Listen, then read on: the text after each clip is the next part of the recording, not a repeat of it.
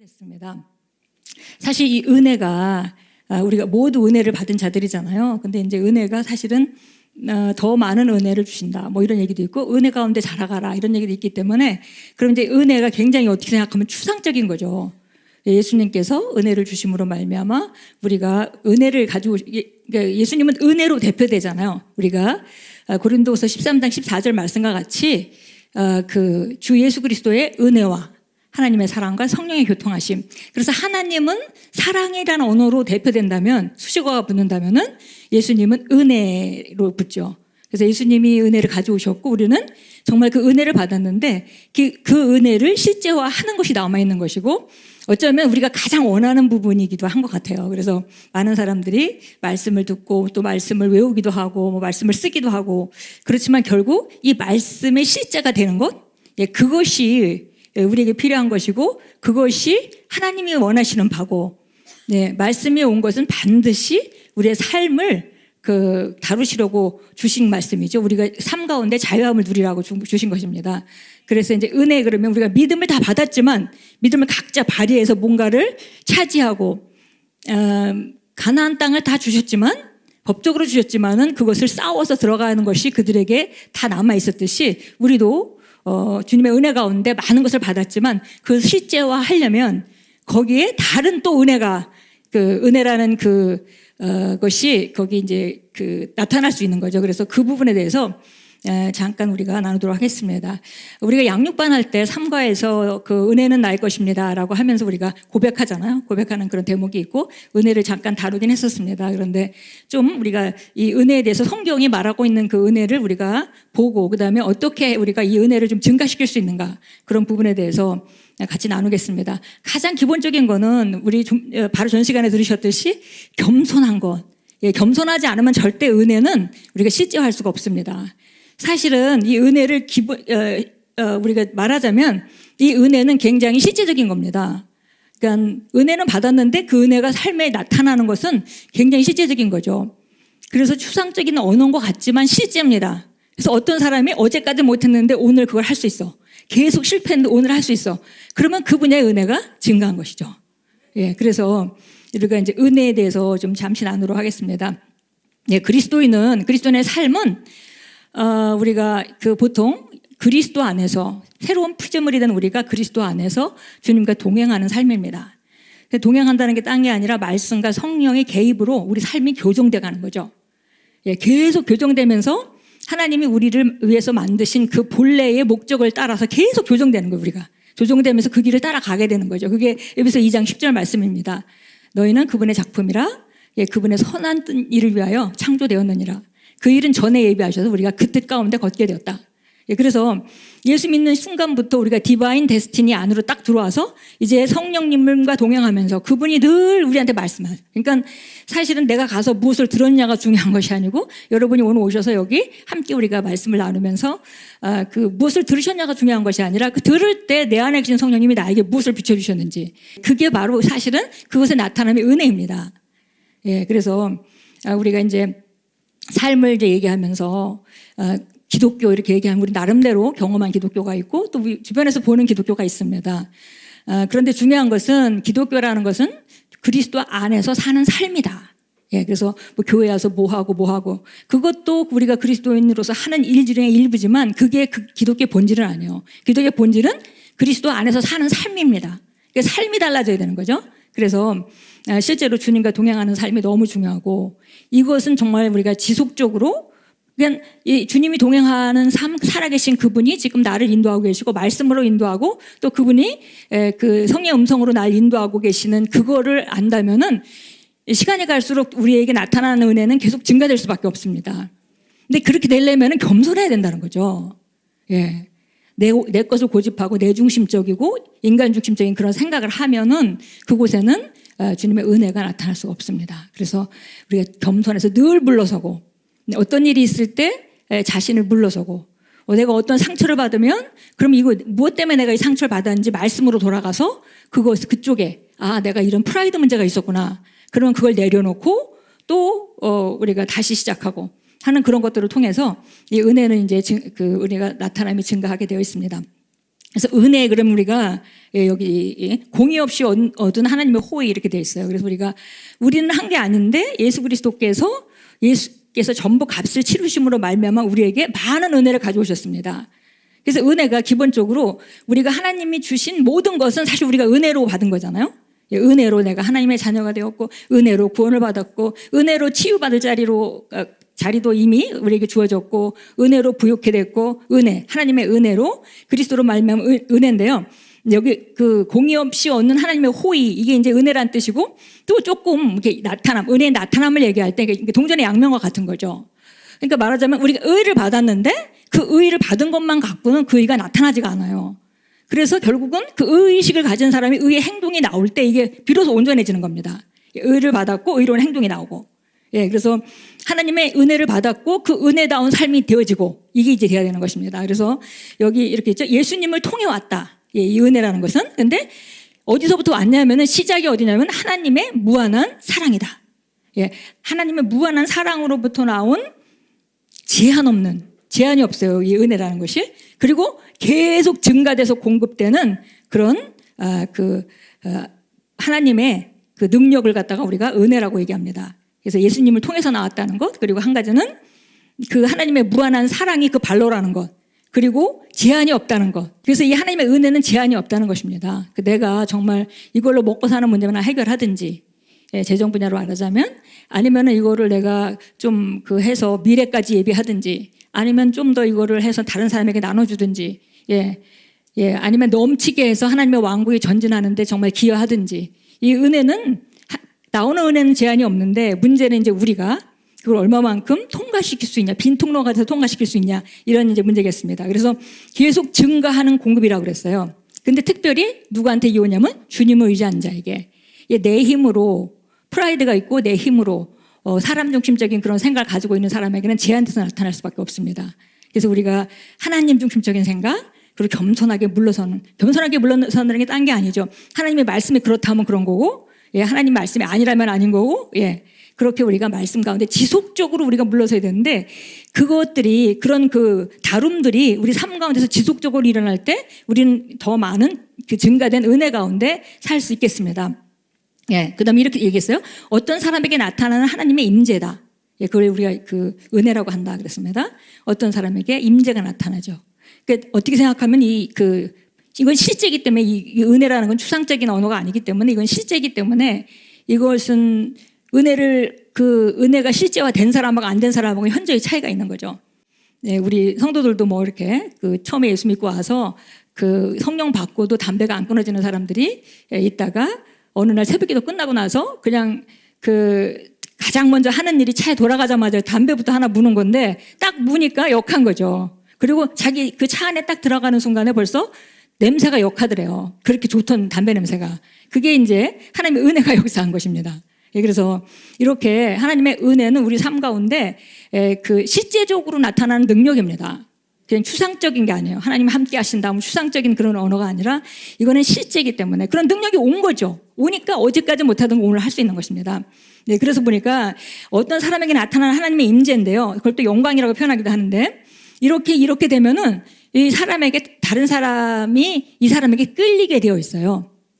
그래서 어쩐지 그 사람하고 같이 있고 싶고, 그 사람하고 말하면은 뭔가 소망이 생기고, 그래서 다른 사람에게 호의를 받게 되죠. 그리고 이렇게 은혜가 나타나게 되면 기쁨이 있고 감사가 있고, 이것들은 그냥 은혜가 나타난 사람들의 이제 특징이죠. 관대함.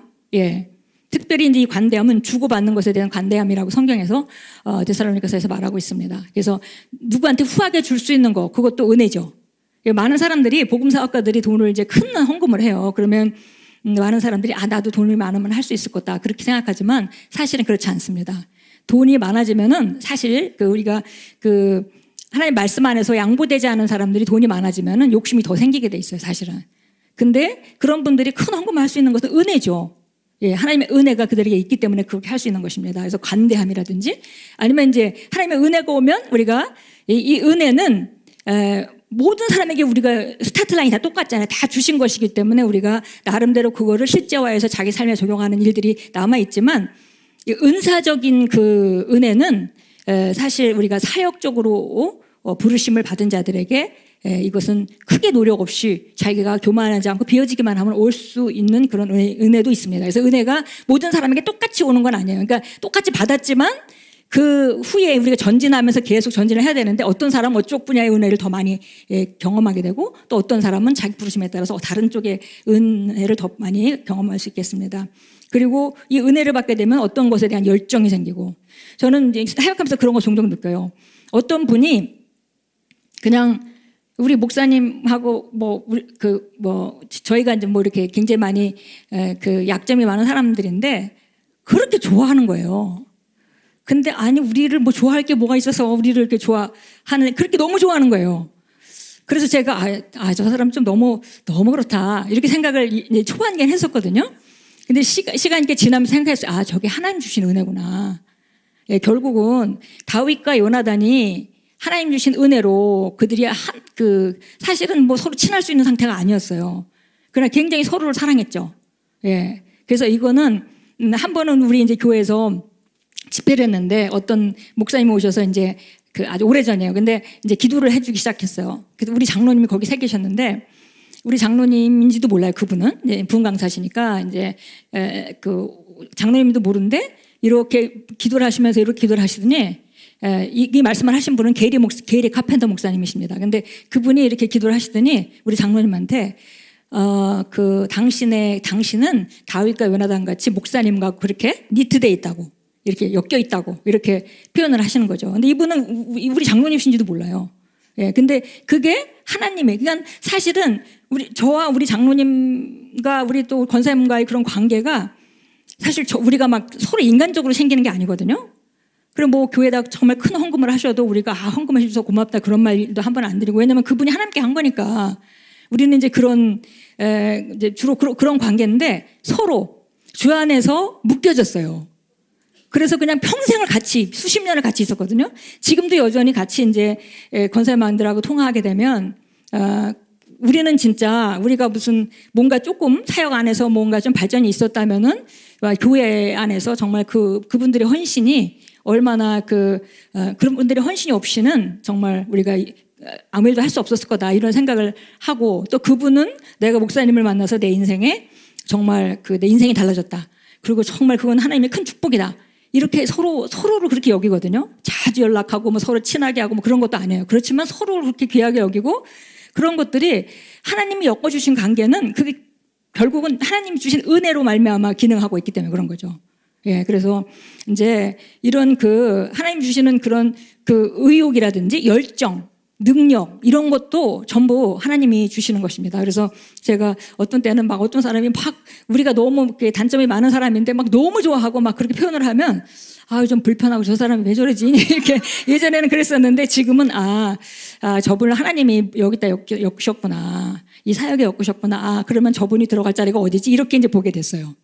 그래서 이제 그런 것들이 이제 그 은혜가 나타날 때 일어난 일들입니다.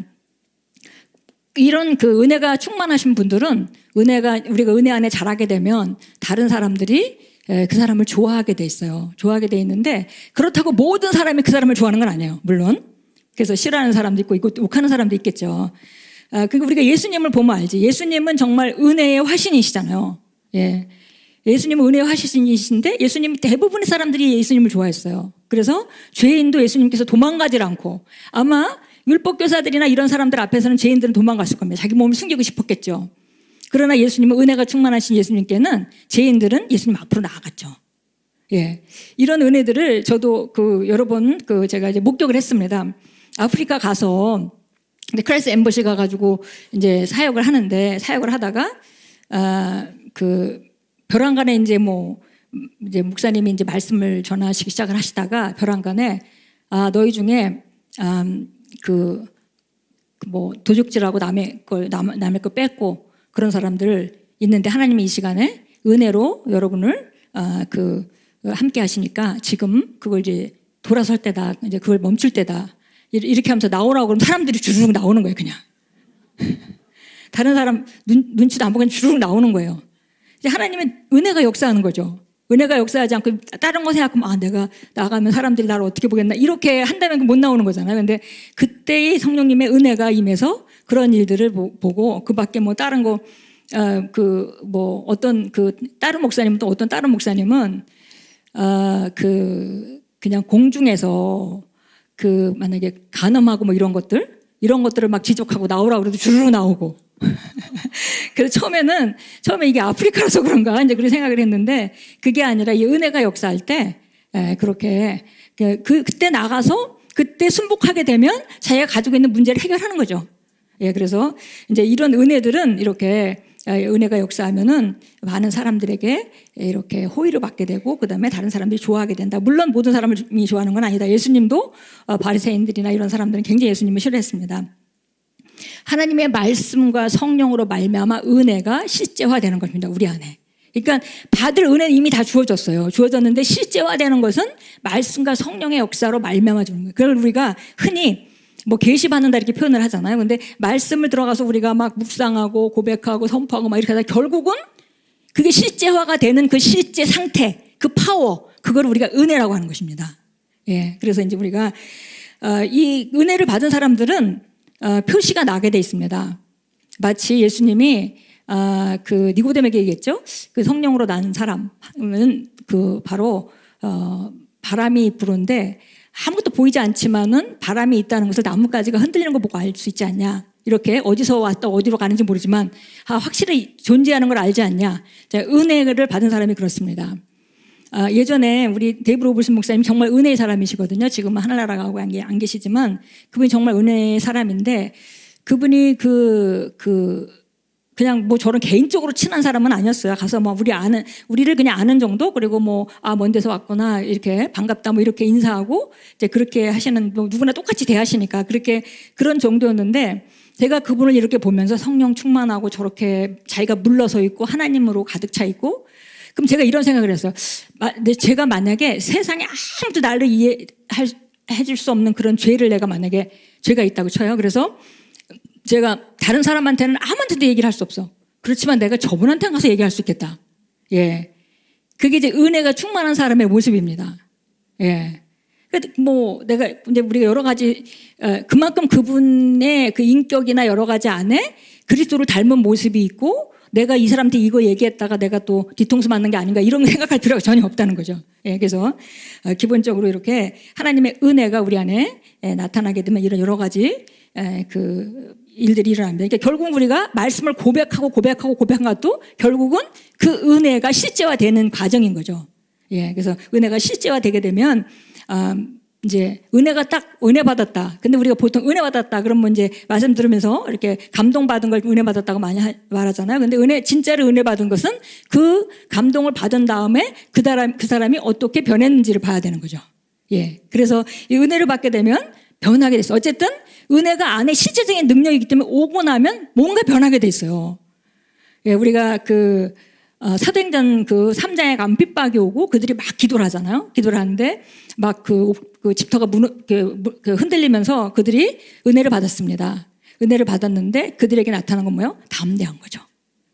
담대함. 그러니까 그전에는 없었는데 벼랑간의 성령의 충만함을 받더니 담대해졌어요. 그 은혜가 온 거죠.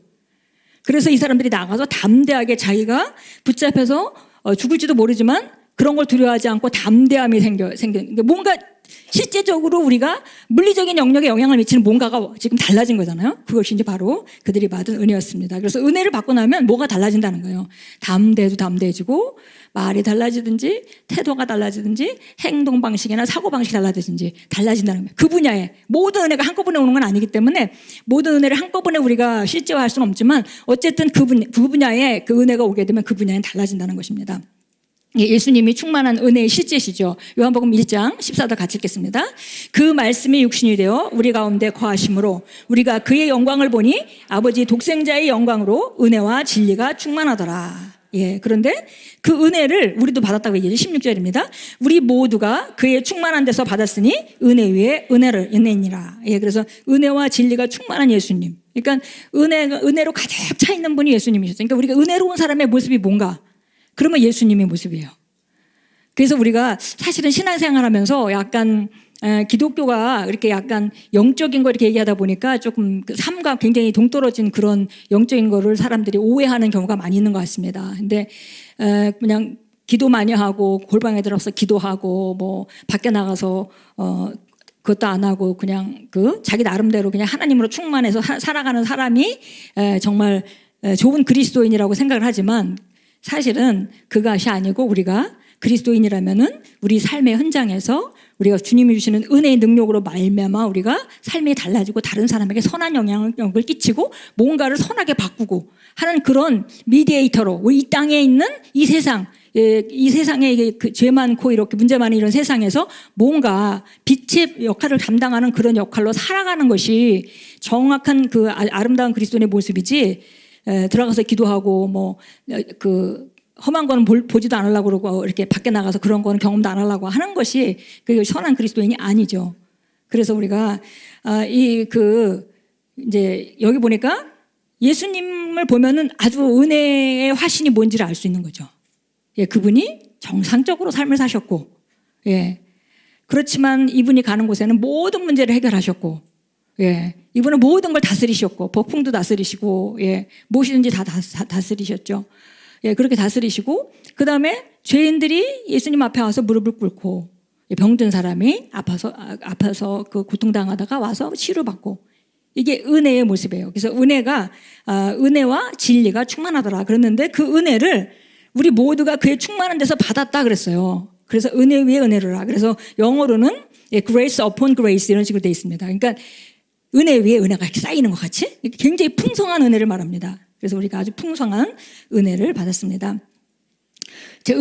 그러면 은혜가 뭐 성경에서 성경적으로 우리가 사실은 은혜가 하나님의 능력으로 모든 것을 다 하죠. 우리가 유업을 누리게 하고 가장 먼저는 우리가 하나님 주신 유업을 실제가 되는 모든 과정 가운데 은혜가 역사하는 것입니다. 그래서 그건 우리가 이제 기본적으로 너무 잘 아니까 그건 차치하더라도 성경 안에서 우리가 은혜라고 구체적으로 언급된 것을 몇 군데 찾아서 읽고 은혜가 구체적으로 하는 일이 뭔지 한번 보도록 하겠습니다. 은혜는 하나님의 임재이며 다른 분위기를 만든다 그랬어요. 그래서 은혜가 있으면 분위기가 달라지죠. 예, 그리고 사실 우리가 이렇게 함께 모이면은 하나님이 공동체 역사하는 은혜가 있습니다. 예, 그래서 사실은 우리 믿는 사람끼리 또 같은 것을 믿는 사람끼리 이렇게 모이는 것은 상당히 중요한 일입니다. 예, 은혜는 우리를 경건하도록 가르친다 그랬어요. 그러니까 그 은혜 가운데 우리가 성령님과 동행하면서 삶에서 계속 우리를 가르쳐 주시는 거예요. 계속 가르쳐 주십니다. 이런 상황을 했는데 내가 뭔가 서운한 마음이 들었는데 그 서운한 것이 옳지 않다는 걸, 왜냐면 내 자아가 충만해서 서운한 거잖아요. 그러니까 그것을 현장에서 이제 자꾸 느끼게 하고 또 말씀을 들으면서 깨달아서 또 우리가 은혜를 실제화하게 되고 이런 일들이 계속 일어납니다. 자, 은혜는 경건하도록 가르친다 그랬는데요. 디도서 2장 11절 13절을 같이 읽겠습니다. 이는 구원을 주시는 하나님의 은혜가 모든 사람에게 나타나서 우리를 가르치시되 불경건과 세상 정욕을 거부하고 우리로 신중하며 의롭고 경건하게 이 세상을 살아가게 하시며 복된 소망과 위대하신 하나님이시며 우리 구주이신 예수 그리스도의 영광스러운 나타나심을 기다리게 하셨으니. 예, 그렇습니다. 예, 그래서 가장 먼저 우리가 각 분야의 유업을 누리는 거. 그래서 아까 우리가 말하자면 이제 케네스 코플란드 미니스트리는 그런 그 재정 분야 쪽에 은혜가 많이 나타나는 그런 곳이다 이렇게 보면 되겠습니다. 또 우리가 어떤 사역은 또 치유에 대해서 그러고 어떤 사역은 또 제자 만드는 그런 부분에 대해서 그러고 은혜가 조금씩 다르잖아요. 강조된 은혜가 조금씩 다릅니다. 하나님 쓰시는 분야가 다르기 때문에. 그래서 우리가 모든 그 유업을 누리는데 각 분야의 그 유업을 누리게 해주는 것이 그 은혜죠. 그래서 우리가 사도행전 에서도 우리가 보다시피 이제 그런 말씀이 나옵니다. 내가 살아계신 주님과 은혜의 말씀에 여러분을 의탁합니다. 그래서 은혜의 말씀이어야만 그것이 우리를 강건하게 세워주고 그 다음에 그 유업을 누리게 해준다 그랬습니다. 그래서 그 은혜는 가장 먼저 모든 분야에 하나님 주신 유업을 누리게 하는 것은 그건 당연한 일이죠. 그 외에도 우리 성경에 나와 있는 걸 보니까 여기 보니까 그랬어요. 하나님의 은혜가 모든 사람에게 나타나서 그랬어요. 은혜는 왔어요. 은혜는 왔는데 이제 은혜가 나타나서 우리를 가르쳐 주신다 그랬어요. 그러니까 은혜가 우리를 가르쳐 주는 거죠. 계속 우리 가르칩니다. 그래서 불경건과 세상 정욕을 거부하고 우리로 신중하며 의롭고 경건하게 이 세상을 살아가게 하시며. 예, 그래서 이게 그 은혜가 우리가 세상 열정에 대해서 노하게 만든다는 거예요. 예. 저는 예전에 이제 처음 예수를 믿었습니다. 그렇게 불신자가 예수 안 믿고 하나님이 어디 계시냐 막 이러다가 정말 하나님이 계시면 저를 만나봐 주세요 이렇게 하다가 그다음에 하나님이 저를 만나 주셨어요. 그래서 이제 믿게 됐죠. 그래서 이제 이걸 정말 잘해야 되겠다 싶어서 이제 하루에 방언 기도를 1시간씩 하고 그다음에 성경을 막 읽고 막 이제 이렇게 할 때인데 근데 제가 이제 그렇게 하면서 술을 이제 전에 예수 안 믿을 때 술을 마셨잖아요. 근데 제가 술을 뭐 좋아하고 많이 마시고 그러지는 않지만 제가 취하질 않아요, 잘. 우리 아버지가 술을 약주를 잘하셔가지고 저도 좀 그랬었어요. 근데 뭐 그래서 이제 그러다가 이제 그때 처음으로 우리가 미국에서 이제 목사님이 대학원 가고 그 대학원 졸업하고 나서 그때 레마 가려고 그러다 이제 못 갈 때예요. 레마 갔더니 이제 술을 언제 끊었습니까? 이렇게 쓰는 데가 있는 거죠. 그래서 목사님이 그날 날짜를 딱 쓰고 이제 그날부터 이제 그런 상태였어요. 근데 목사님은 서운을 했지만 저는 서로 안 한 상태였습니다. 그래서 같이 이제 살아가다가 제가 이제 일하는 곳이 어디였냐면 이제 슈퍼마켓하고 그다음에 리코스토어를 하는 그 집이었어요. 그러니까는 대학에서 금요일 날 애들이 술을 많이 마시거든요. 근데 제가 일하는 그 집 주인이 거기 앞에 슈퍼마켓 하나 가지고 있고 옆에는 그 병수를 파는 뭐 맥주 뭐 이런 거 와인 이런 거 파는 그런 걸 갖고 있었어요. 근데 제가 이제 금요일이면 거기 가서 일을 했거든요. 제가 이걸 빨리빨리 잘하니까 계산을 잘하니까 거기를 보내서 제가 거기서 일했는데 포도주를 이렇게 보면 진짜 먹음직도 하고 이게 색깔이 먹음직도 하고 이게 유혹이 되는 거예요. 색깔이. 그래가지고 제가 이제 집에 와서 이제 남편한테 얘기를 했더니 남편이 그러지 말고 한번 먹어봐 이래. 나는 못 먹지만 자기는 서운했기 때문에 자기는 못 먹지만 그러면 한번 먹어봐 이러는 거예요. 그래서 그래도 또 뭐 남편도 안 하는데 나 혼자 그럴 수 있나 이제 그러다가 남편이 이제 그 흄릿 패커드의 회사에 취직이 돼가지고 이제 샌프란시스코로 이제 인터뷰를 하러 갔어요. 제가 집에 혼자 있었죠. 근데 그때 이제 제가 와인 좀 좋은 걸 하나 샀습니다. 사가지고 한번 먹어보려고. 그래서 먹어가지고 이제 딱 먹었는데 그 맛이 제가 기억하던 그 맛이 전혀 아닌 거예요. 예, 그래서 제가 변한 거죠. 맛이 변한 게 아니라 그 와인은 뭐 와인 맛이 있겠죠. 근데 저는 변해서 그게 이제 더 이상 제가 옛날 생각하던 그 맛이 아니고 그리고 그냥 못 먹겠더라고요. 그래서 이제 멈췄던 이제 그런 기억이 있습니다. 그런 것들이 결국은 뭔가 안에서 실제가 일어난 거죠. 내가 뭐 내 기분에 따라서 맛있고 맛없고 그런 게 아니라 실제로 입맛이 없어진 거예요. 그것에 대해서는 입맛이 없어진 것입니다. 그것이 이제 하나님께서 우리를 성령으로 충만한 그런 기쁨을 맛보고 나면 세상 사람들이 취해서 얻는 그런 것에서 얻는 그런 즐거움이 아니라 우리가 성령 안에서 주님 말씀 안에서 주님을 만나고 우리가 기도하고 찬양하면서 경험하는 하나님의 임재가 얼마나 좋아요. 퓨어하고 깨끗한 그런 임재가 있잖아요. 술 먹고 취하는 거는 뭔가 말초신경 자극하는 그런 거잖아요. 전혀 다른 종류죠. 근데 정말 하나님께서 계속 우리를 세상적인 열정이나 세상적인 것으로부터 이렇게 우리를 하는 게 네가 예수 믿었으니까 그런 걸 하면 안 돼. 이렇게 밖으로부터 오는 게 아니라 안에 있는 은혜가 우리를 인도합니다. 네. 그래서 하나님의 구약에 있던 그 율법이 행동을 밖에서 계속 다뤄주고 네가 도둑질하면 너가 5배로 갚아야 돼. 네가 저 사람을 살인하게 하면 너도 주고 계속 이런 걸로 우리를 밖으로부터 우리를 압박해서 그 행동을 제어하게 한다면은 하나님의 은혜는 그게 아니라 우리 안에서 그런 능력을 주어서 그걸 행하게 만드는 거죠. 예, 그래서 이 은혜가 정말 이 안으로부터 하나님의 은혜가 실제화될 때 우리에게 많은 변화가 일어납니다. 그래서 불경공함과 세상 정욕을 거부하고 노하게 만든다는 거예요. 예, 그래서 그리스도인들은 저는 뭐 그리스도인이 이래야 된다 저래야 된다 그런 거는 어떤 법칙이라기보다는 그냥 그리스도인에겐 정로가 있다고 생각합니다. 모르는 건 모르지만 아는 거는 그대로 살아야 된다. 예, 정로가 있는 거죠. 그래서 뭐 내가 모를 때는 그냥 뭐 남도 미워하고 살았지만 성경에서 보니까 이건 내가 안 해야 될 일이구나. 그렇다면 내가 그쪽을 향해서 유턴을 해야 되죠. 그리고 하루아침에 되는 건 아니지만 그쪽을 향해서 가게 되면 그건 복된 길이고 그거는 미래가 보장되는 길입니다. 예, 그리고 성령님의 도우심에 함께하는 그런 길입니다. 예, 신중하고 의롭고 경건하게 이 세상을 살아가게 하고 그다음에 마지막에 예수님의 재림을 기다리는 것도 바로 이 은혜로 말미암아 우리가 정말 사모하고 기다리게 한다 그랬습니다. 예, 그 밖에 또 이제 은혜가 있는 사람들의 특징은 감사하는 사람이죠. 예, 감사하는 사람입니다. 그래서 감사하는 사람은 은혜로 살아가는 사람이고 감사하지 않는 사람은 다른 때는 모르겠지만 그 순간은 은혜에 밖으로 나가서 밖에서 은혜 밖에서 기능하고 있는 사람이다라고 볼 수 있겠습니다. 왜냐하면 이 하나님의 은혜와 하나님의 임재는 우리가 이 왕국의 것들로 우리를 충만하게 하잖아요. 그래서 하나님의 나라는 먹고 마시는 것에 있는 것이 아니라 우리 안에 있는 의와 화평과 희락이라 기쁨이라. 그래서 이런 것들이 우리가 하나님의 은혜가 나타날 때 나타나는 증거들이기도 합니다. 두 번째 이제 보니까 여기 보니까 관대하게 한다 그랬어요. 이 성경에 보니까 주고받는 일에 관대하게 한다 그랬습니다. 고린도후서 8장 1절 2절 같이 읽겠습니다. 형제들아 우리는 마게도니아 교회들에게 주신 하나님의 은혜를 너에게 알게 하노라.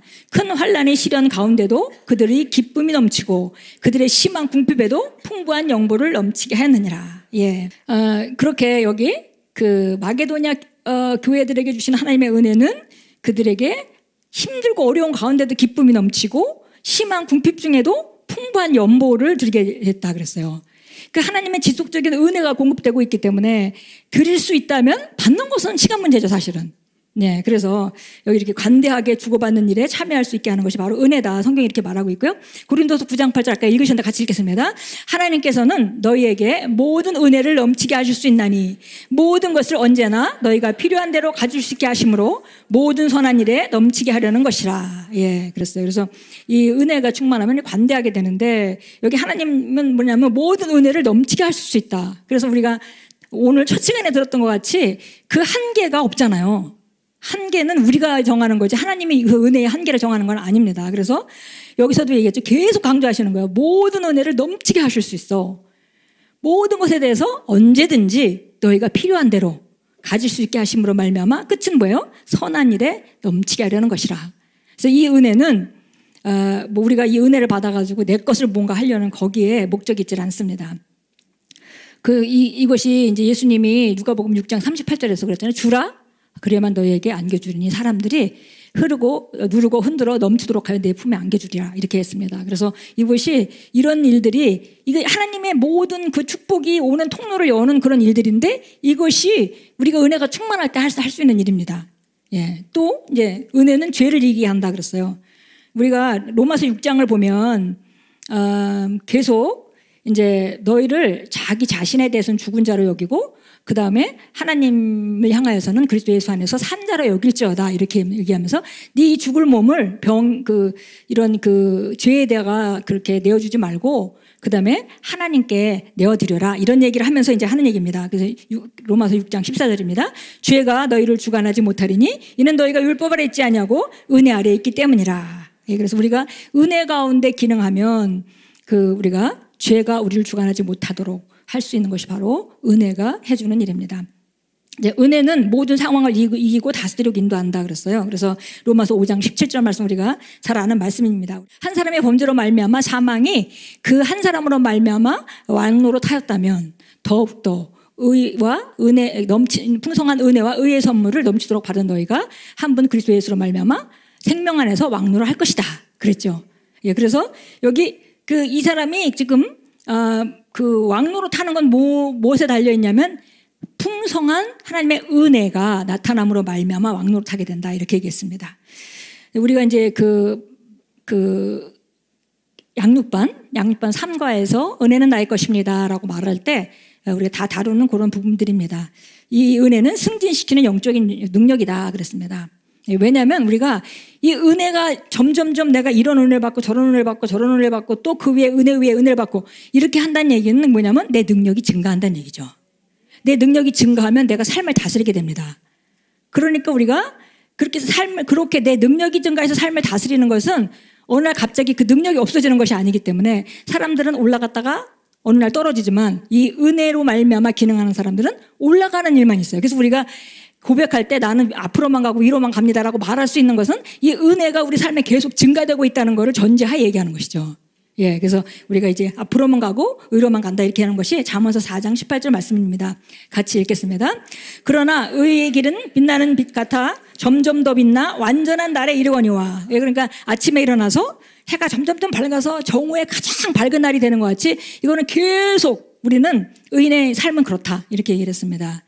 예, 그래서 예수님은 이런 은혜에 충만하신 분이셨고요. 사도 바울은 빌립보서 4장 13절에서 내게 능력 주시는 그리스도를 통해서 내가 모든 것을 할 수 있다 그랬습니다. 내가 궁핍에 처할 수도 있고 내가 부유에 처할 수도 있고 내가 모든 걸 다 할 수 있어. 그런데 만약에 우리가 그리스도 예수 안에서 내가 모든 걸 할 수 있다라고 말하는 것은 그것이 하나님의 은혜로 우리가 기능할 때 얘기인 거죠. 그래서 우리가 더 이거를 이제 잘 알기 때문에 크라이스트 엠버시에서는 이제 이런 제가 처음 약간 생소한 걸 경험했는데요. 처음에 가서 이제 뭐 우리랑 이렇게 약간 그 사는 방식이 많이 다르고 이렇게 했는데 만약에 이제 어떤 그 사역자가 만약에 이제 일을 하잖아요. 우리가 뭐 사역을 맡겼다가 일을 잘하면은 우리는 보통 다른 새로운 일을 맡기려면은 이 일을 이제 그만두게 하고 다른 사람한테 맡기고 제자를 키워서 맡기고 또 이 사람은 다른 걸 하고 이렇게 하는데 여기는 그게 아니고 이 사람의 은혜가 증가된 거라고 믿는 거예요. 그래서 이 일을 그대로 두고 다른 일을 또 맡아. 그리고 어느 정도 돼가지고 또 은혜가 증가되면 이거 그대로 두고 다른 일을 또 맡아. 그러니 한 사람이 얼마나 많은 일을 할 수 있어요. 예, 그렇게 기능하는 것을 봤습니다. 예, 그래서 이것이 우리가 그리스도 안에서 모든 것을 할 수 있고 우리가 탁월한 영으로 우리가 기능할 수 있다라고 말하는 것이 바로 이 은혜가 실제화된 사람들을 전제로 한 얘기들입니다. 이 은혜의 목적은 결국 그리스도의 은혜의 풍성함을 전파하라고 주어진 것이다. 이게 모든 것이 은혜인데 이게 우리가 뭐 값을 치른 게 하나도 없잖아요. 근데 모든 것이 은혜인데 그런데 그것을 그 은혜, 하나님의 은혜의 풍성함을 전파하라고 목적이. 예, 그래서 우리가 혹시 믿음의 말씀 뭐 이런 거 하면서 새로운 피조물 하면서 내가 중심이 돼서 내 거 겉으로 보기엔 다 비슷하잖아요. 근데 그 중심이 내 거 아까 그 우리 반전사님 말씀하신 것 같이 이게 하나님 중심적인 거는 그것이 겸손이고 예, 사람 중심적인 것은 교만이다. 근데 내가 아무리 뭐 하나님이 나한테 좋은 것을 주셨죠. 우리가 누릴 권리가 있습니다. 근데 그 중심이 나를 중심으로 했으면 그거는 은혜가 나타나는 통로가 될 수가 없고요. 그거는 진짜 말씀하신 대로 왜 했는데 왜 안 돼 된다며 이런 얘기가 나오는 겁니다. 예, 그래서 우리가 은혜의 목적은 그리스도의 은혜의 풍성함을 전파하라고 주어진 것이다 그랬습니다. 자, 에베소 2장 6절 7절을 같이 읽겠습니다. 또 함께 일으키사 그리스도 예수 안에서 천상에 함께 앉히셨으니 이는 하나님께서 그리스도 예수 안에서 인자하신 가운데 우리를 향한 그의 은혜의 지극히 풍요함을 오는 시대들에게 보여주려 하심이라. 예, 그랬어요. 그래서 보니까 목적이 아주 분명하죠. 은혜로 우리를 구원하신 것은 바로 그 은혜의 지극히 풍요함을 오는 시대들에게 보여주시려는 것이라. 그래서 우리가 여기다가 은혜로 사는 사람들은 방향을 다 거기다 맞춰야 되는 거죠. 예. 그렇게 할 때 이 모든 흐름이 하나님의 흐름이 계속 우리에게 은혜가 증가되는 은혜가 나타나고 계속 교정이 일어나고 예, 교정이 일어나야 아까 그릇이 준비돼야 그릇만큼 담을 수 있다고 그랬죠. 근데 사람들은 자꾸 조건이라고 생각하고 뭐 이렇게 좀 이렇게 하면 되지 않을까 저렇게 하면 되지 않을까 이런 생각들을 많이 해요. 근데 사실은 하나님은 내가 그릇만 준비되면 하나님이 그것을 채워주시는 것은 어려운 일이 아닙니다. 네, 그걸 우리가 알고 뭐 다른 수를 쓰려고 하지 말고 우직하게 하나님 말씀으로 내 자신을 비우는 일부터 한다면은 그게 아마 가장 효과적인 일일 겁니다. 예, 은혜의 특성이랬어요. 은혜는 늘 인식해야 된다 그랬어요. 우리가 다 은혜 가운데 사는데 그 인식할 때 그게 실제화되는 그 통로를 또 여는 것이기도 합니다. 예, 그리고 사역적인 은혜가 있다고 말씀드렸죠. 예, 에베소 4장 7절에 그러나 우리 각자에게 그리스도의 은사의 분량대로 은혜를 주셨으니 그래서 이거는 복음 사업가라면은 보통 사람보다는 재정 분야에 더 많은 지혜와 그런 은혜가 있습니다. 예, 그리고 만약에 어떤 사람이 전도자라면은 그 사람에게는 치유의 능력이나 아니면은 그 은사들이 또 전도하는 데 필요한 것들이 더 많이 나타나겠죠. 그것도 은혜입니다. 그런 은사적으로 우리가 주어지는 그런 은혜가 있습니다. 그래서 사역적인 은혜는 부르심 받은 은혜가 보여진다. 그래서 결국 우리가 늘 얘기하잖아요. 우리가 어떤 위치에 서서 사역으로 일을 한다면 여러분이 만약에 어느 날 셀리더로 부름을 받고 뭐 팀장으로 부름을 받고 어떤 일로 부름을 받았으면은 거기에 필요한 은혜가 위로부터 보여지는 것입니다. 예, 그래서 내 능력으로 일하는 게 아니죠. 내 능력으로 일하면 사람들 같이 다루면서 머리 아파서 예, 스트레스 많이 받을 겁니다. 그래서 사역을 하면서 만약에 뭔가 나는 이렇게 막 너무 소진이 됐어. 막 나는 막 번아웃 직전이야. 이렇다면 지금 다시 생각해 보셔야 돼요. 예, 그건 은혜로 일하고 있는 게 아닙니다. 예. 은혜로 일하고 있다면 그렇게 될 수가 없어요. 그러니까 이제 그거를 이제 조정하고 내가 어떤 부분에 내 힘으로 일하려고 하는가 그런 것들을 발견하고 그런 걸 좀 내려놔야 되겠죠. 예, 성경은 우리에게 은혜 안에 자라가라고 말씀해요. 그래서 은혜는 다 받았는데 그 은혜를 우리가 얼마큼 실제화하느냐에 따라서 달라진다는 거죠. 어떤 사람은 은혜를 많이 활용하고 있고 어떤 사람은 그 은혜를 적게 활용하고 있고. 예, 그래서 베드로후서 3장 18절 우리 같이 한번 읽어보겠습니다. 은혜와 우리 주요 구주이신 예수 그리스도를 아는 지식 안에서 자라가라. 영광이 이제와 영원토록 그에게 있을지어다. 아멘. 그래서 자라가라 이런 얘기, 여기 잘한다 이런 말이 있는데요. 여기 은혜 안에서 자라고 그다음에 그리스도를 아는 지식 안에서 자라라 그랬습니다. 그래서 은혜 안에서 자라는 것은 이게 은혜를 여기 나와 있는 그 단어가 grow란 단어가 엑사노란 단어로 되어 있는데 그 단어가 increase 증가시킨다는 말이랑 그렇게 똑같은 의미라고 합니다. 그러니까 결국은 나타나는 은혜를 증가시켜라 이런 얘기죠. 은혜는 다 많이 받았는데 그걸 얼마만큼 나타내느냐는 걸 증가시켜라. 마치 우리가 구원을 받았지만 하늘나라 가는 거는 정해져 있지만 이 땅에 사는 그 구원의 실제를 너희 구원을 이루라. 두렵고 떨리는 마음으로 구원을 이루라 한 것과 똑같은 의미라고 우리가 보면 되겠습니다. 야고보서 4장 6절입니다. 그러나 자, 같이 읽겠습니다. 그러나 그가 더 많은 은혜를 주시느니라. 그러므로 그가 말씀하시기를 하나님께서는 교만한 자를 거절하시고 겸손한 자들에게 은혜를 주신다고 하셨느니라. 예, 정말 계속 우리가 겸손해진다면 증가된 은혜로 점점 기능하게 될 것이고 결국 우리는 더 지금보다 진보된 삶을 살 수밖에 없습니다. 예, 그래서 이거는 사실 하나님께서 주신 은혜는 하나님께서 주신 것이고 이것을 해야 되는 책임은 우리에게 있다는 것입니다. 예, 우리 삶이니까요. 그래서 그 가운데 자라날 책임이 우리 각자에게 있습니다. 하나님께서는 그 넘치는 은혜를 주셨잖아요. 그리고 그 은혜는 지속적으로 계속 오고 있어요. 예. 우리가 아까 그 고린도서 9장 8절에서 한 것 같이 모든 은혜가 넘치게 하실 수 있다. 이렇게 하셨죠. 그래서 그거는 하나님이 제안하시는 것이 아니라 우리가 애초에 처음에 우리가 은혜를 말할 때 그 얘기를 했잖아요. 이것은 예수 그리스도로 말미암아 온 것인데 이거는 하나님의 사랑으로부터 발라온 것이고 이거는 제한이 없고 지속적인 공급이다. 예, 하나님의 은혜는 지속적인 공급입니다. 디모데후서 2장 1절에 말합니다. 내 아들아 그러므로 너는 그리스도 예수 안에 있는 은혜 가운데서 강건하여라. 그래서 은혜를 계속 인식시키고 있습니다. 디모데후서 2장 1절에서 한 것 같이 은혜 가운데 강건해라. 그래서 은혜 안에 강건하게 서라 그랬습니다. 근데 또 성경에서는 은혜가 헛되질 수 있다고 얘기하고 있어요. 근데 은혜를 내가 활용하지 못하면 은혜가 헛되지는 거죠. 갈라디아서 2장 20절 보겠습니다. 내가 그리스도와 함께 십자가에 못 박혔으나 그럼에도 나는 살아있노라. 그러나 내가 사는 것이 아니요 그리스도께서 내 안에 사시는 것이라. 내가 이제 육신으로 사는 삶은 나를 사랑하시어 나를 위해 자신을 주신 하나님의 아들을 믿는 믿음으로 사는 것이라. 21절 또 같이 있습니다. 21절입니다. 나는 하나님의 은혜를 저버릴 수 없나니 만일 의가 율법으로 인하여 온 것이라면 그리스도께서는 헛되이 죽으신 것이라. 이 갈라디아 사람들에게 사도 바울이 지금 화가 나가지고 얘기하는 거죠. 이 바보 같은 갈라디아 사람들아 그러면서 지금 율법을 떠나서 니네가 복음만 해서 이렇게 구원을 받았는데 다시 율법을 로 돌아간다고 율법을 지키고 할례하고 뭐 이렇게 율법을 지킴으로 말미암아 좀 더 의로워질 수 있다고 이렇게 얘기를 하는 거죠. 그래서 하나님이 은혜로 주신 것들을 우리가 믿지 않고 받아들이지 않으면 은혜가 헛되지는 거죠. 예, 그래서 여기 나는 은혜를 저버릴 수 없다 이렇게 얘기했습니다. 그래서 만일 의가 율법으로 인해 온 것이면 그리스도께서 헛되게 그리스도의 그 죽으신 구원의 은혜가 헛되지는 게 아니냐 이렇게 이제 얘기를 하고 있습니다. 예, 자 우리 에베소 2장 한번 보도록 하겠습니다. 에베소 2장 4절부터 한번 쭉 읽어보면 이것이 나의 행위로 의로워지려는 것이 내 힘으로 내가 살려는 것이 얼마나 은혜를 헛되게 하는 것인지 우리가 볼 수 있습니다. 자, 에베소 2장 4절부터 읽겠습니다. 그러나 자비가 풍성하신 하나님께서 우리를 사랑하신 그 큰 사랑으로 인하여 죄들 가운데 죽었던 우리를 그리스도와 함께 살리셨으니 너희가 은혜로 구원을 받은 것이니라.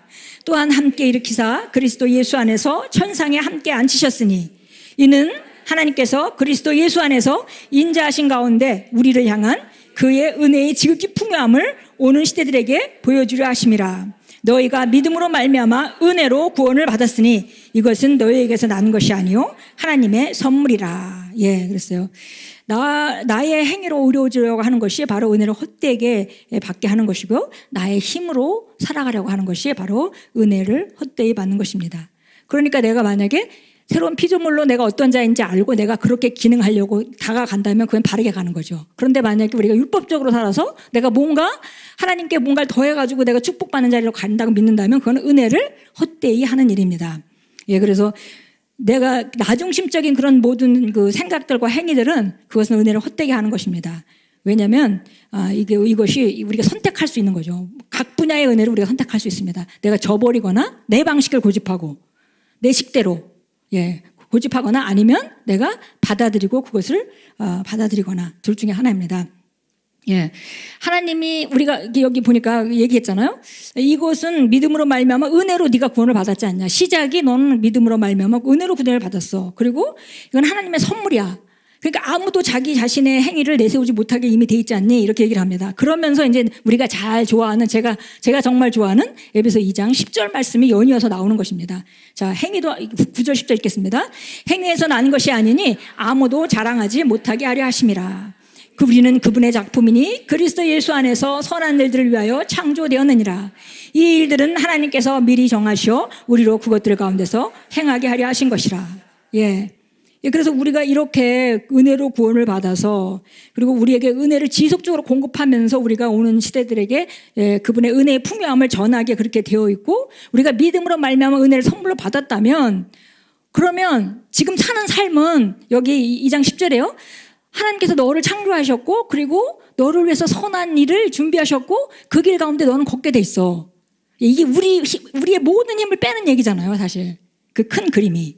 물론 우리가 우리 자신 안에 조정할 것도 있고 우리가 또 강건하게 해야 될 것도 있고 그래서 우리가 기도도 하고 우리가 그래서 또 이렇게 그 고백 기도도 하고 여러 가지를 합니다. 사고방식을 바꾸기도 하고요. 우리 마인드 리뉴얼을 하기도 하고 뭐 여러 가지 하잖아요.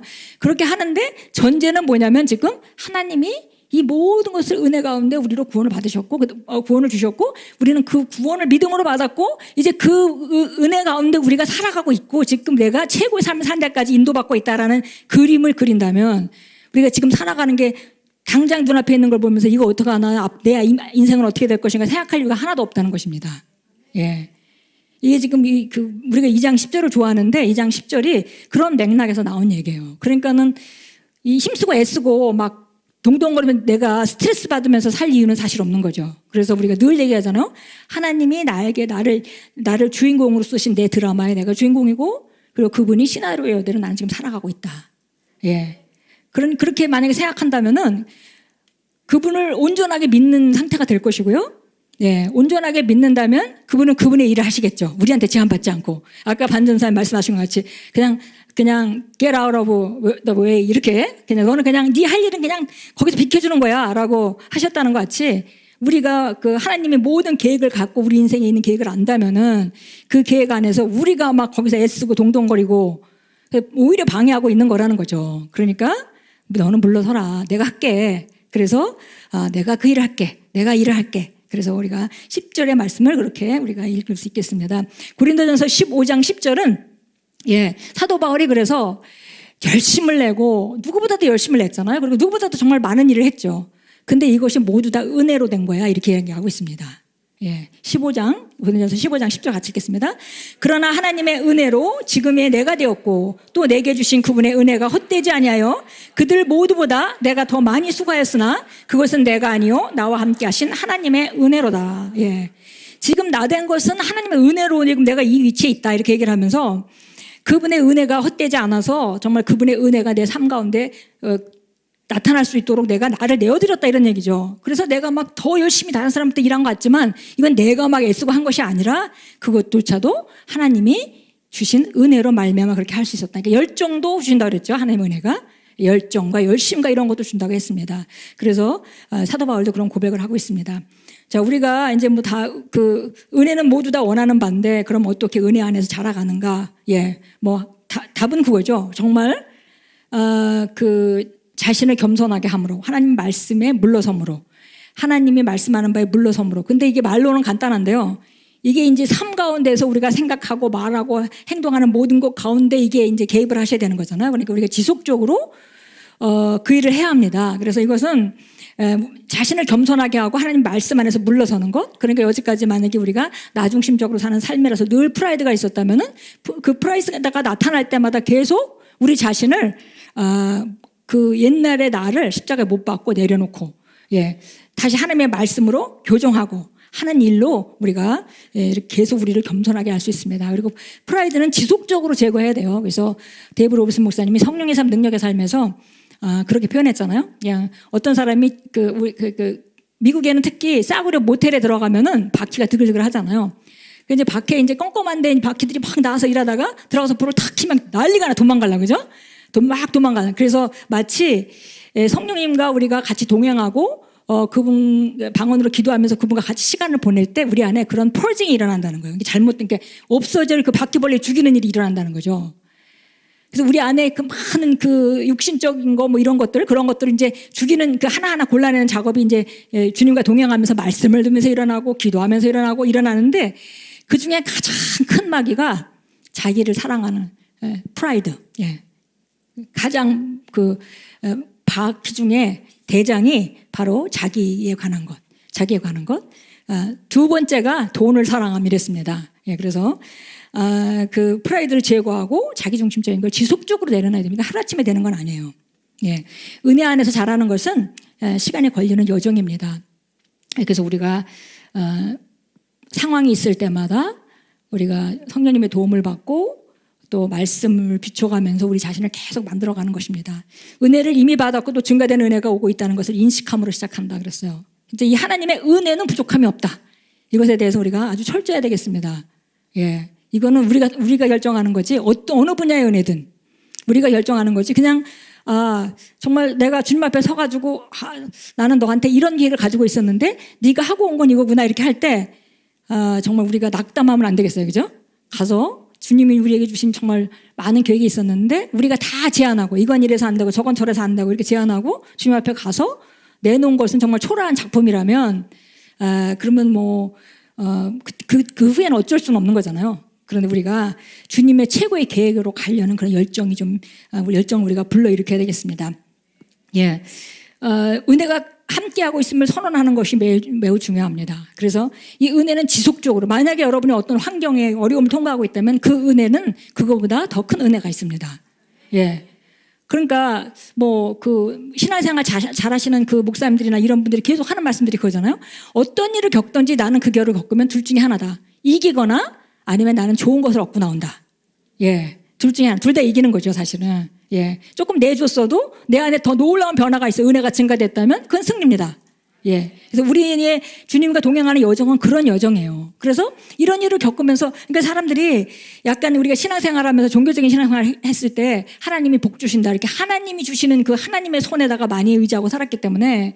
근데 하나님은 은혜를 한량없이 지금 주셨고 또 계속 지금 주고 계시고 그렇게 하시는 분인데 결국은 그 은혜가 실제화되는 그런 과정 가운데 우리가 제안하는 것인데 그러니까 우리가 그것을 제안한다는 사실을 알고 그 하나님께서 오고 있는 그 지혜는 무궁하다, 무제한적이다라는 것에 대해서 계속 인식하고 오늘도 내가 오늘 살아갈 때 은혜가 있고 오늘도 하나님이 증가된 은혜로 내게 나타나신다라는 것을 우리가 고백하고 계속 나아가는 거예요. 왜냐하면 고백은 로마서 10장 10절 말씀같이 우리가 그 마음으로 믿어 의에 이르고 입으로 고백하여 우리가 실제가 되는 거죠. 그죠? 구원에 이르느니라 그랬습니다. 그래서 고백하는 것이 너무 중요하고 인식하는 게 너무 중요해요. 영적인 건데 인식하는 것. 내가 증가된 은혜로 살아간다고 계속 고백하고 선포하고 이렇게 할 때 증가된 은혜를 기대하는 거고 증가된 은혜가 나타나는 거죠.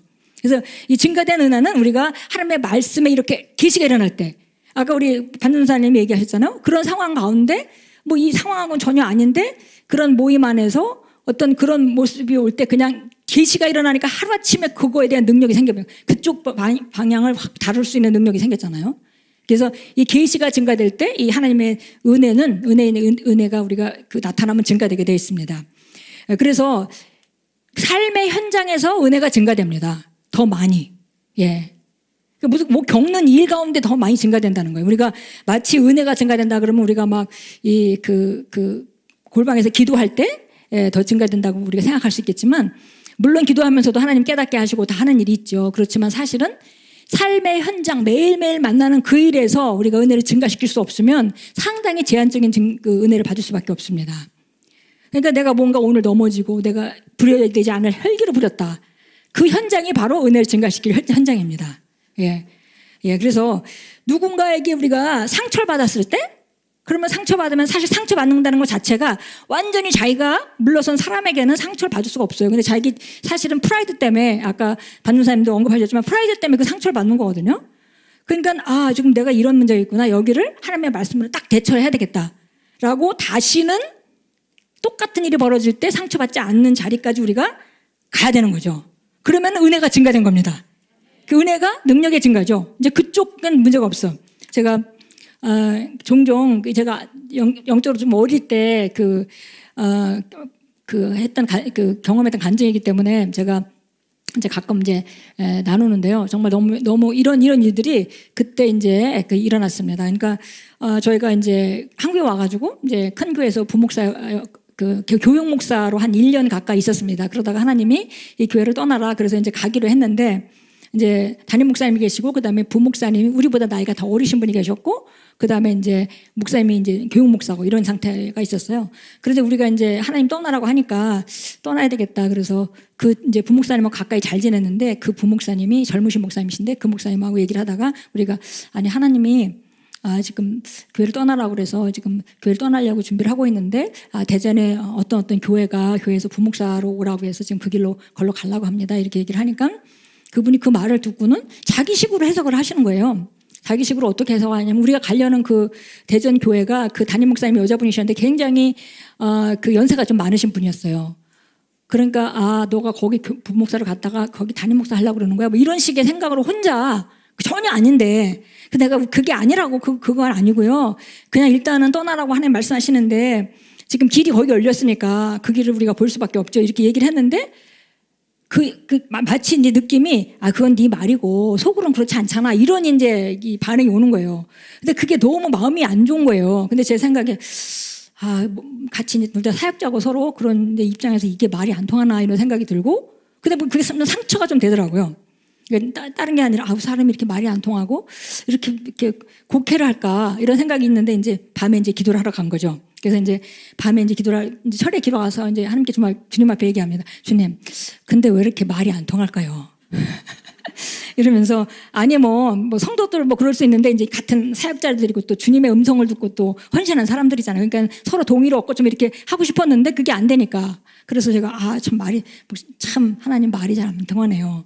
이제 이렇게 얘기를 했더니 성령께서 그때 이제 말을 하기 시작하는 거 안에서 말을 하시면서 뭐라고 얘기하냐면, 네가 네 순수함을 인정받고 싶어하는 그 마음이 있었기 때문에 네가 사단의 화살을 맞았다 이러시는 거예요.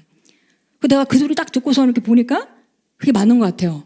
왜냐하면 제가 우리 목사님이나 우리가 단점이 연약함이 많은 사람들이라서 다른 사람한테 이렇게 좋은 평가를 기대하는 건 아니지만, 그래도 하나 내놓을 게 있다면, 그나마 하나님 앞에 뭔가 내놓을 게 있다면, 사람들한테 뭔가 내놓을 게 있다면 그 순수함이 아니겠는가 이렇게 생각하고 있는데, 지금 순수함을 이 사람이 지금 의심하고 있는 거잖아요. 근데 그 얘기 들어보니까 딱 이제 그 말씀이 맞더라고요. 그래서 그렇구나, 그러네요.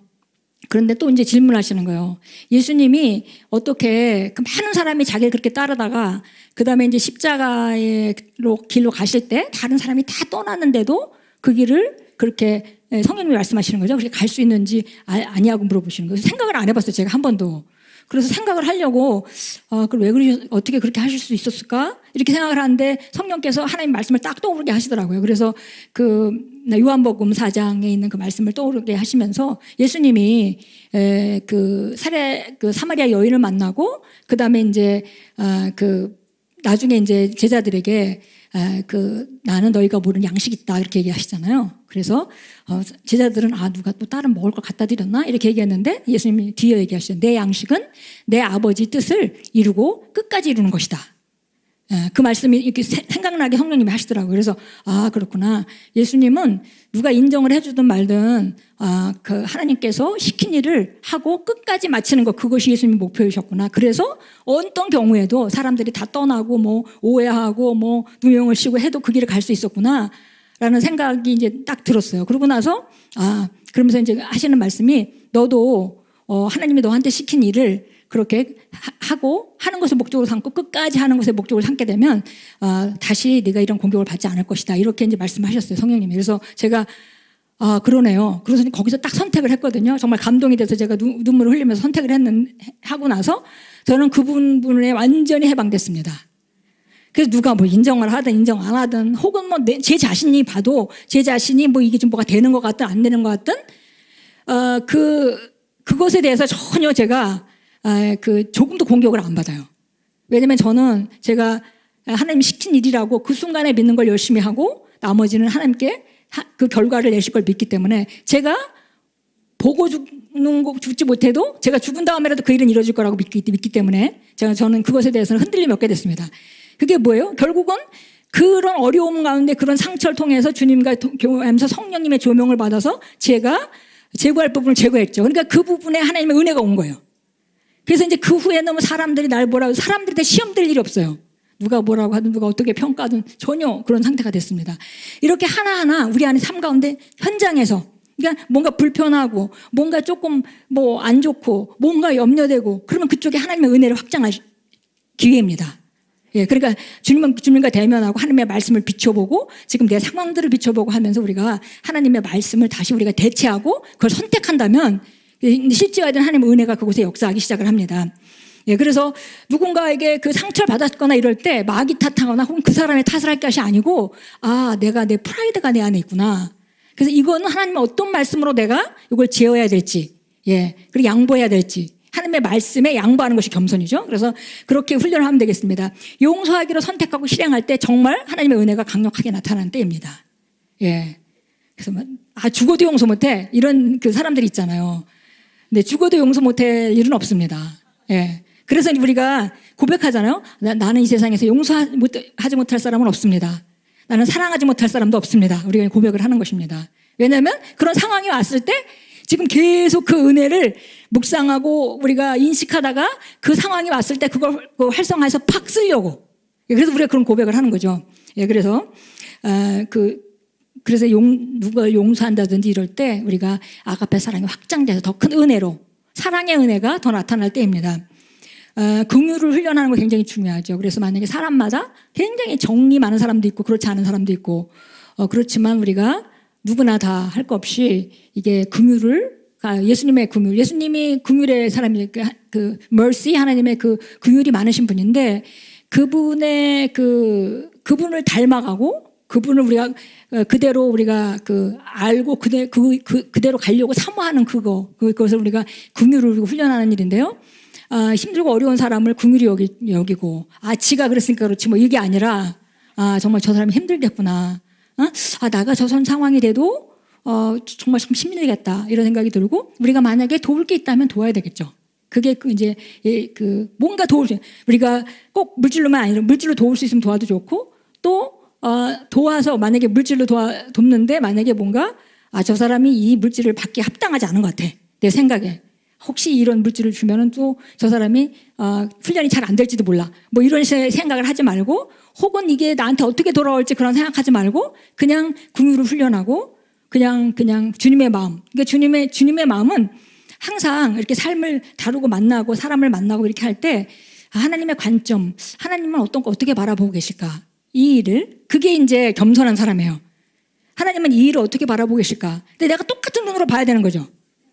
내 입장에서 판단하고 나는 높은 위치 이게 아니라 정말 주님이 이분을 어떻게 바라보고 계실까? 근데 예수님은 어떻게 바라보셨냐면 예수님은 가나마다 현장에 잡힌 여인도 긍휼을 가지고 보셨는데 그럼에도 불구하고 바리새인들이 모든 혜택을 받고도 동기가 불순한 것에 대해서는 철저하게 차단을 하셨죠.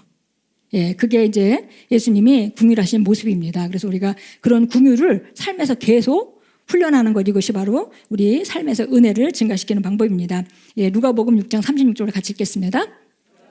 그러므로 너희 아버지께서 자비로우신 것 같이 너희도 자비로우라. 예. 그래서 이렇게 우리가 막 남한테 상처받고 아니면 혹은 뭐 누군가 용서하려고 막 할 때, 용서하기로 작정하고 할 때 성령님과 계속 이렇게 면밀하게 교통을 하고 있으면 우리가 생각하지 못하는 부분을 생각하게 하시죠. 그래서 막 속이 상해갖고 막 기도하면서 막 그랬는데 성령께서 근데 이거는 이건 거잖아 알고 한마디 딱 하시면은 제가 가지고 있던 모든 게 다 해소되고 이게 내가 그렇게 속상할 일이 아니구나라고 가지치기가 그냥 한순간에 되잖아요. 예, 그런 것들이 우리가 은혜를 증가시키는 일입니다. 예. 마지막으로 다른 사람을 섬기는 삶이 바로 은혜를 증가시키는 방식입니다. 예. 예. 예수님이 어떻게 사셨는지 마태복음 20장 28절 같이 읽겠습니다. 인자도 섬김을 받으려고 온 것이 아니라 섬기러 왔고 또 많은 사람을 위하여 자기 생명을 몸값으로 주려고 온 것이라 하시더라. 그래서 세상에서는 높이 올라가려면 남을 밟고 막 위로 이게 방법이지만 하나님 나라에서는 왕국 안에서 높임은 하나님으로부터 오는 것이고 우리는 낮아지는 길로 가죠. 우리가 낮아지면 하나님 우리를 높이시는 것입니다. 예, 그래서 우리가 다른 사람을 섬기는 어떻게 하면 저 사람이 어떻게 다음 단계로 나아갈 수 있도록 내가 도울 수 있을까? 예, 어떻게 하면 저 사람을 좀 도울 수 있을까? 이런 쪽으로 우리가 지속적으로 사람들을 바라보고 내가 할 수 있는 일, 저 사람은 요걸 좀 이렇게 할 수 있도록 해주고 싶다. 이런 걸로 우리가 계속 우리가 기능한다면 우리가 이렇게 활용하는 은혜의 실체는 점점 더 증가될 것입니다. 예, 우리가 그리스도인의 삶은 그리스도 안에서 예수님과 동행하는 그런 삶이고요. 그런데 그게 그냥 어떤 골방에서 일어나는 일보다는 사실은 현장에서 일어나는 일이 훨씬 더 많습니다. 그래서 우리가 산 제사로 드리라. 너희 몸을 하나님이 받으실 만한 산 제사로 드리라. 그랬습니다. 그래서 살아있는 곳에서 우리 자신을 양보하고 하나님이 주신 은혜를 실제화하는 그런 일들로 우리가 간다면은 지속적으로 우리 삶 가운데 계속 은혜의 결과들이 많이 나타날 것이고요. 삶의 실제가 되고 우리가 주님이 주시는 많은 축복들을 삶에 실제화하고 나타내고 이제 끝은 어디라고요? 그렇게 해서 다른 사람에게 은혜를 선포하려고. 예, 그래서 목적지가 우리 자신이 아닙니다. 이렇게 해서 내가 물질적으로 그렇게 축복을 받고 진짜 그렇게 축복을 받으면은 먹고 마시는 거 뻔하잖아요. 그리고 젊어서는 우리가 그런 목사님이 아까 70 노인의 지혜라 그런 말씀 하셨는데요. 젊어서는 하고 싶은 것도 많고 이제 그런데 나이가 들면은 그런 거 별로 좋은 옷도 입어봐야 별로 크게 티도 안 나고 그러니까 그런 것도 점점 다 없어집니다. 그래서 즐길 수는 있는데 옛날같이 젊을 때 같이 막 그렇지는 않아요. 그러니까 사실은 내가 가지고 있는 그 물질이라는 것이 그렇게 많이 소용되질 않아요. 그래서 우리 하나님이 주신 신성한 건강으로 살고 그러면은 결국 그런 받은 것들을 결국 나눠주고 우리가 섬길 수 있는 분을 섬기고 하는 곳에 가는 것이 마땅하고 우리가 원하는 모든 은혜의 증가는 다른 사람에게 흘려보내기 위해서 그러는 것이고요. 은혜 안에 자란다는 것은 다른 말로 얘기하면 예수님을 닮아가는 것입니다. 왜냐하면 예수님의 은혜의 화신이시니까요. 그래서 모든 분야에 예수님을 닮아가는 게 그게 우리가 은혜 안에 자라가는 모습입니다. 그리고 우리가 그렇게 은혜 안에 자라지 않으면 우리가 지금 여러분이 나름대로 그리스도인으로서 주변에 영향력을 끼치고 있을 겁니다. 지금만큼밖에 못 끼친다는 거예요. 정말 물질이 필요한 사람도 많고 그런데 은혜 안에 우리가 그쪽 분야 은혜 안에 증가하지 않으면은 한계가 있죠. 다른 분야도 마찬가지입니다. 그래서 정말 우리가 주님 안에서 오늘 다시 우리가 여러분이 항상 원하고 또 기도하던 그런 말씀이지만 여러분이 우리가 그 은혜 안에 자란다는 것 이것에 대해서 다시 한번 우리가 은혜를 인식하고 여러분이 어떤 상황을 지금 겪고 있다 하더라도 은혜는 그것보다 더 큽니다. 근데 이제 한 가지 은혜가 역사하지 못하는 건 여러분이 차단하는 거예요. 차단하는 건 뭐예요? 내가 그걸 바라보면서 포기하고 주저앉고 불평하고 이렇게 하면 그 은혜가 흘러가는 방향이 있잖아요. 근데 은혜가 감사, 기쁨 이런 걸 통해서 계속 활성화되는데 그게 아니고 궁시렁거리고 또 불만족을 계속 말하고 불평하고 만족스럽지 못한 걸 계속 말하고 이렇게 하면은 은혜의 흐름이 하나님의 역사가 차단되게 되죠. 그렇지 않다면 만약에 그렇지 않고 여러분이 은혜의 통로가 잘 되기만 한다면 지속적으로 겸손하는 길을 선택하고 그리고 하나님이 어느 날 갑자기 이렇게 되길 기대하지도 않으세요. 우리 너무 잘 아시잖아요. 성령님 우리랑 동행하고 계시기 때문에 그냥 내가 오늘 은혜의 삶을 선택하고 조금씩 발전해가는 그걸 통해서 하나님께서 우리가 가지고 있는 그런 문제들에 대한 그런 넘치는 은혜로 우리를 승리케 하실 것을 믿습니다. 어떤 거든 내가 관계 문제가 있든 무슨 문제가 있든 그것은 그냥 우리가 은혜를 증가시킬 하나님 주신 기회일 뿐이다. 이렇게 보시면 정확하게 맞습니다. 우리 한번 일어나서 우리 고백 기도를 한번 하고 그다음에 이제 기도하도록 하겠습니다. 여기 고백을 하시는데요. 뒷부분은 우리가 이제 이미 예, 뒷부분에 나타나는 것들은 이미 우리가 양육반에서 고백하는 기도입니다. 앞에 부분만 조금 다르게 했는데 이제 이런 식으로 우리가 이제 주님 앞에 나가서 우리가 선포하면 된다는 것입니다. 우리 함께 마음 안에 진실한 마음으로 우리 고백하도록 하겠습니다. 하나님의 은혜와 호의가 예수 그리스도로 말미암아 내 안에 주어졌습니다. 나는 하나님의 은혜와 호의를 받았습니다. 나는 오늘도 그 은혜 안에서 기능합니다. 나는 지금 그 은혜 가운데 삽니다. 나는 주님의 사랑과 은혜 가운데 오늘도 순복합니다. 나는 필요한 모든 것을 주님으로부터 받습니다. 나는 은혜 안에 자라기를 원합니다. 주님, 말씀과 성령의 역사로 나를 만드시고 고치시고 빚으셔서 주님이 원하는 대로 사용하세요. 나는 지금 주님께 양보합니다. 나를 내어드립니다.